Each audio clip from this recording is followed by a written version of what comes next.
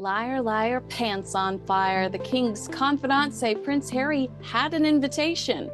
Prince William reacts to online speculation about the Princess of Wales and more.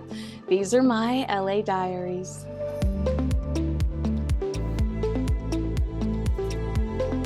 Surprise, surprise. Recollections may vary when it comes to Prince Harry's most recent trip to the UK.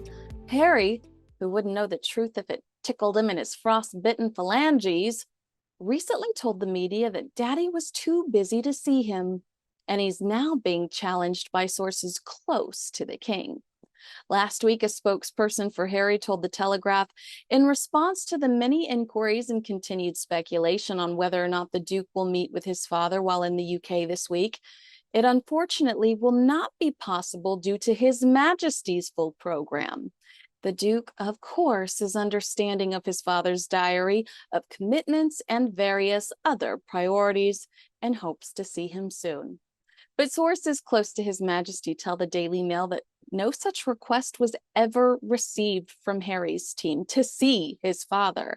One saying, while the king was hardly going to roll out the red carpet the moment this Invictus trip was announced, with doctors advising him to focus on his treatment and recovery, the idea that he refused to find space in his diary, well, let's say, recollections may vary once again.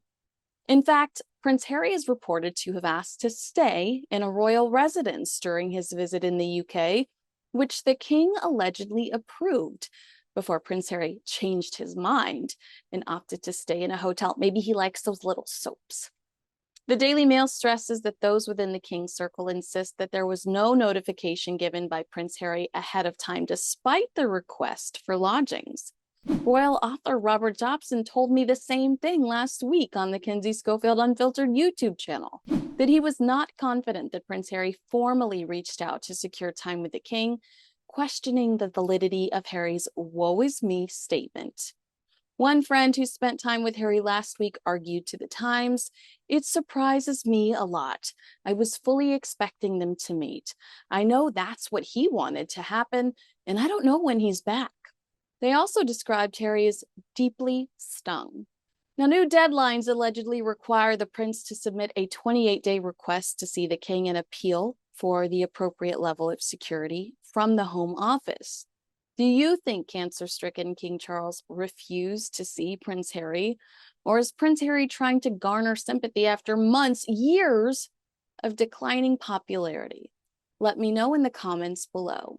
With headlines like Meghan Markle has glam moment at reception in Nigeria, I hope this week's People magazine comes with a complimentary barf bag.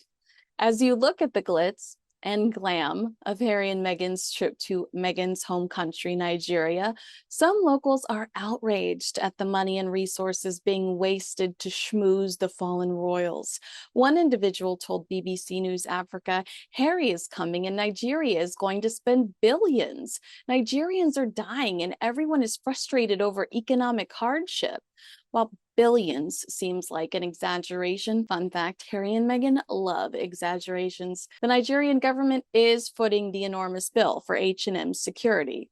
With 43% of Nigerians living below the poverty line, another 25% vulnerable, and severe cases of violence against women and girls a national concern, you would hope for more than a vanity showcase for Harry and Meghan. Oh, what shoulder-bearing ensemble is Meg rocking tonight? Look, I don't care what jewelry she's wearing that belonged to her deceased mother-in-law, but I would love to know Meghan's, a proud feminist, stance on female genital mutilation. And does it concern her that just 2 years ago, UNICEF warned that FGM was on the rise among Nigerian girls ages 0 to 14?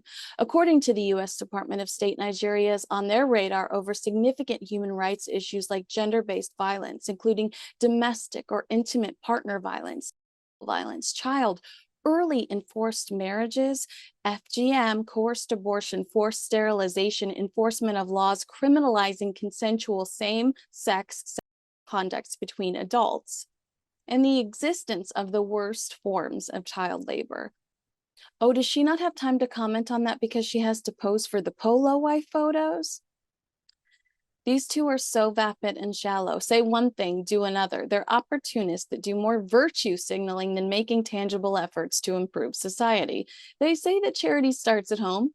And while I absolutely could go into Meghan Markle's relationship with Thomas Markle here, who was surprised to find out that his daughter was 43% Nigerian, calling her 100% Californian, I actually want to address Harry and Meghan's aggressive courting of Africa. While Prince Harry's African Parks charity is currently under investigation for the torture and beatings of local villagers, Harry simply says he's notified the proper authority, but his hands are clean. He's done addressing the numerous reports. Meanwhile, no one in leadership has been fired, no blatant changes to their system has been made, and African Parks denies and brushes the allegations off as a witch hunt. To quote Benjamin Franklin, that's a founding father, Harry. A well done is better than well said. Oh, and you'll recognize the author of this quote. There comes a time when silence is betrayal. It's time for Harry and Meghan to stop living their truth and start catching up with their empty promises. This was not a semi-royal tour. It was a rogue royals photo op.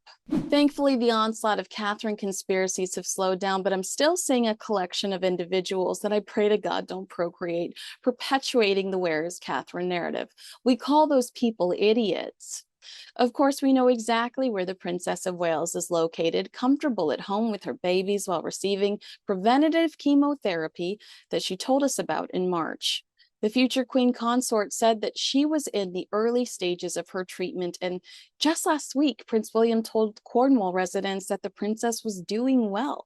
Now, royal author Valentine Lowe is reporting that the Prince of Wales was well aware of some of the hurtful things being written about his family online at the height of the hysteria, and it left him angry. Page 6 even goes as far as calling him furious. But William appears more relaxed and upbeat lately, highly engaged and charming, his quick wit on full display. Lowe is confident in the future king, saying William is strong-minded, stubborn sometimes, that, and his emphasis on family life will give him the backbone and strength to get through this. Do you think Prince William will make a good king? I do. Let me know in the comments below. This is my all-new YouTube channel called Kinsey Schofield Unfiltered. I'm bringing you the latest on royals and entertainment multiple times a week, and I want your feedback on what we should do next. Make sure to like this video, leave a comment below, and share with a friend. Subscribe to Kinsey Schofield Unfiltered today, and I'll see you again tomorrow. Thanks for watching. I'm Kinsey Schofield.